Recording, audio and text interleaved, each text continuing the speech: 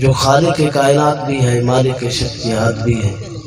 اللہ جل وعلا کی حمد و ثنا بیان کرنے کے بعد رسول اکرم نور مجسم شاہ بنی آدم رسول محتشم، اللہ کے پیارے، امت کے سہارے، رب کے محبوب، دانہ غیوب، مالک رکاب امم، فخر عرب و عجم، والی کون و مکان، سیاح لا مکان، سید انس و جاں، سرور لالا رخاں، نیر تاباں، سر نشین محوشاں، ماہ خوباں، شہنشاہ حسینہ، تتمہ دوراں، سرخیل زہراں جمالاں، جلوہ صبح ازل، نور ذات لم یزل، باعث تکوین عالم، فخر آدم و بنی آدم، نیر بطحا، رازدار ما اوحا، شاہد ما تغا، صاحب علم نشرح، معصوم آمینہ احمد مجتبی، جناب حضرت محمد مصطفیٰ صلی اللہ تعالیٰ علیہ وسلم کی بارگاہ میں اپنے عقیدتوں، محبت و ارادتوں کا خراج پیش کرنے کے بعد اللہ رب العزت کی بارگاہ میں دعا ہے،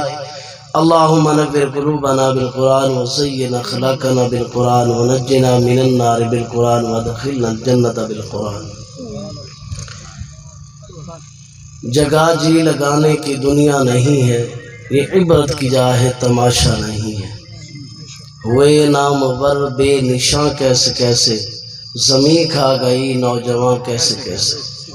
یہی تجھ کو دھن ہے رہوں سب سے بالا، ہو زینت نرالی ہو فیشن نرالا، کیا یوں ہی جیا کرتا ہے مرنے والا۔ جگہ جی لگانے کی دنیا نہیں ہے، یہ عبرت کی جا ہے، تماشا نہیں ہے۔ ہاتھ کمبن گوڈے کھڑکن اڑ گیا ہے لک تیرا، اجے بھی بدیوں باز نہ آئیوں جیو مرد دلیرا۔ چٹی چادر عملاں والی داغ نہ لاویں جڑیا، پھر نہ آکی حشر دیاڑے ہائے اور ربا کی بڑیا۔ میرے واجب اور احترام ذویل احتشام برادران اسلام، السلام علیکم ورحمۃ اللہ وبرکاتہ۔ آج مامو عبد الخالق کی کلخانی ہے۔ ہمارا بیٹھنا، دعا کرنا، اللہ اس کی مغفرت فرمائے۔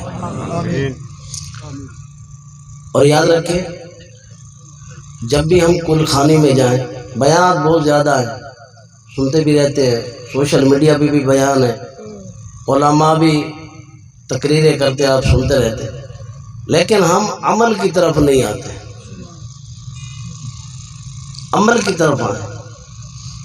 مثال کے طور پر نماز نہیں پڑھتا تھا، بیان سنا، اس کے بعد نماز کا عادی بن گیا، 5 وقت تکبیر اولیٰ کے ساتھ رب کی بارگاہ میں جھکنے والا بن گیا۔ یہ ہے بیان۔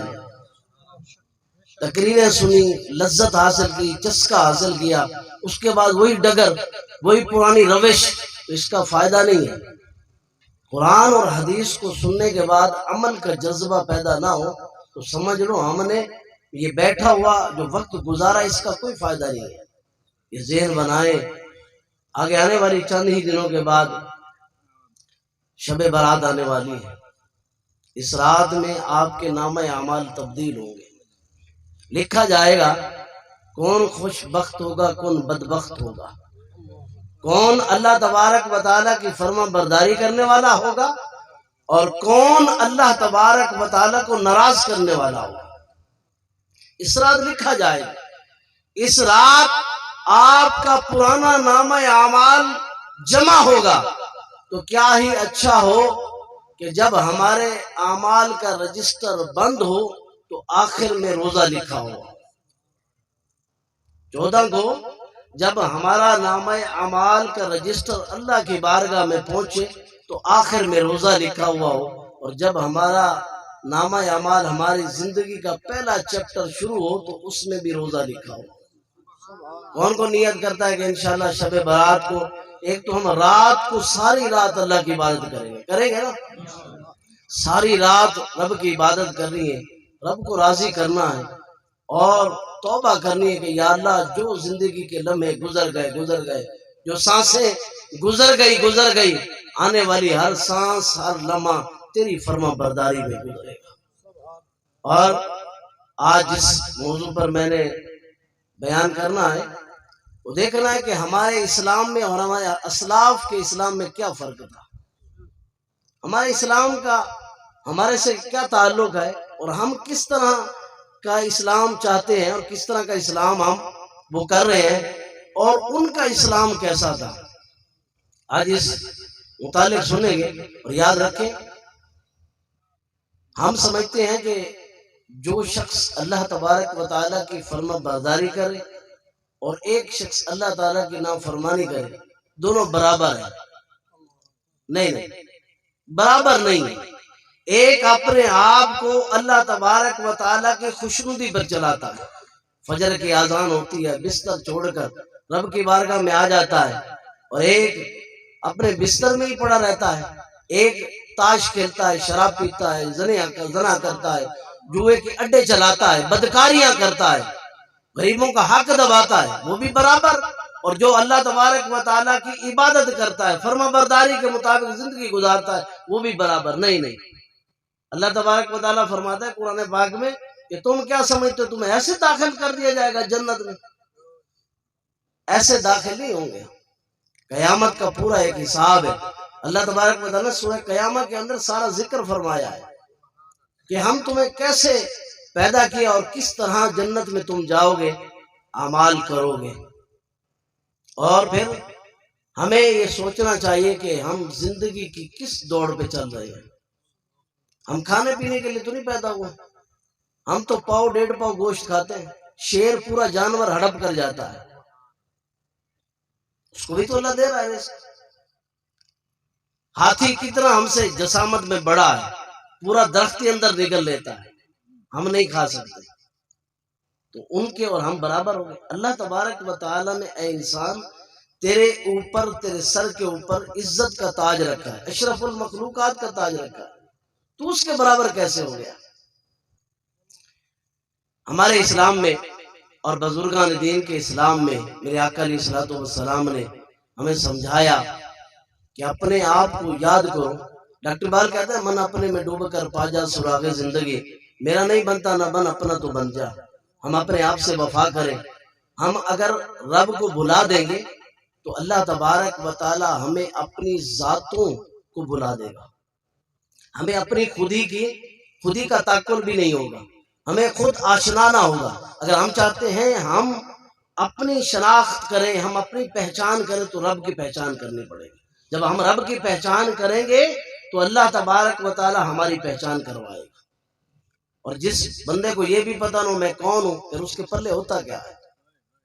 تو ہمیں اپنی پہچان کرنی ہے، میں کس لیے پیدا کیا گیا ہوں، میں دنیا میں آیا کیوں ہوں، مجھے رب تعالیٰ نے دنیا میں بھیجا کیوں ہے۔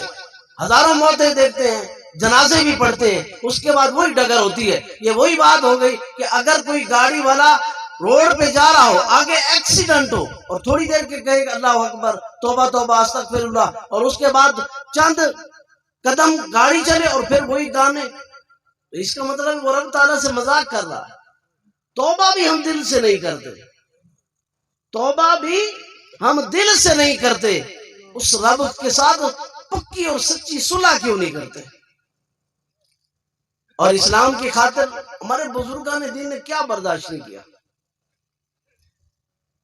حضرت حسان بن ثابت رضی اللہ تعالیٰ عنہ فرماتے ہیں میں رہنے والا مدینے کا تھا، میں ایک بار مکے میں گیا، میں نے دیکھا کہ چند لوگوں نے ایک کالے رنگ کے شخص کو کھجور کی رسی میں پرویا ہوا ہے اور وہ اس کو گھسیٹ رہے ہیں۔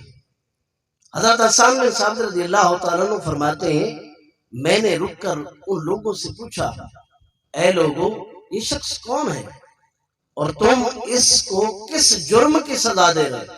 اس نے کہا اس کا نام بلال ہے اور یہ ایک نئے دین میں داخل ہوا ہے، ہم اس کو اس دین سے منحرف یعنی پھیرنا چاہتے ہیں۔ حضرت حسان بن ثابت رضی اللہ تعالیٰ عنہ فرماتے ہیں میں نے دیکھا کہ وہ بلال کو جو جو گھسیٹتے تھے ان کے لبوں پہ آہد آہد کی صدا تیز ہوتی چلی جا رہی ہے، زخم پہ زخم کھا کے جی خونے جگر کے گھوٹ بھی آہ نہ کر لبوں کو سی یہ عشق ہے دل لگی نہیں۔ ہم نے اسلام کے ساتھ مذاق کیا ہوا ہے، اگر ہم اسلام وہی قبول کرتے جو حضرت بلال رضی اللہ تعالیٰ عنہ نے کیا، کیا ہماری نماز فجر قضا ہو سکتی تھی؟ اگر ہم بھی وہی اسلام قبول کرتے کیا ہمارے گھروں میں ٹی ویاں چلتی؟ اگر ہم نے بھی وہی اسلام قبول کیا ہوتا کیا آج کا مسلمان سود کھا سکتا تھا؟ اگر ہم نے بھی وہی اسلام قبول کیا ہوتا جو حضرت بلال رضی اللہ تعالیٰ عنہ نے تپتے ہوئے ریگزاروں پر قبول کیا تھا، کہ آپ مجھے بتائیں کیا ہماری بیٹی ننگے سر بازاروں میں گھوم سکتی تھی؟ نہ، اگر ہم نے وہی اسلام قبول کیا ہوتا جو حضرت سیدنا بلال رضی اللہ تعالیٰ عنہ نے کیا، آپ مجھے بتائیں صبح اٹھ کر ہمارے گھروں میں گانوں کی آواز نہ آتی بلکہ محمد عربی کے قرآن کی آواز آتی، ہمارے گھروں میں تلاوت قرآن کی آواز آتی، ہم صبح اٹھ کر خود بھی نماز پڑھتے اور اپنے گھر والوں کو بھی جگاتے، اٹھو پہلے اللہ تبارک و تعالیٰ کی فرما برداری والا کام کر لو پھر کوئی کام کرو۔ ارے پہلے کے بزرگ یہ ہوتے تھے، اس وقت تک کوئی کام نہیں کرتے تھے جب تک اللہ تبارک و تعالیٰ کی بارگاہ میں سجدہ نہیں کر لیتے تھے۔ آج کا بوڑھا شخص ہے، پڑھنے کے لیے، اخبار پڑھنے کے لیے کہاں جاتا ہے؟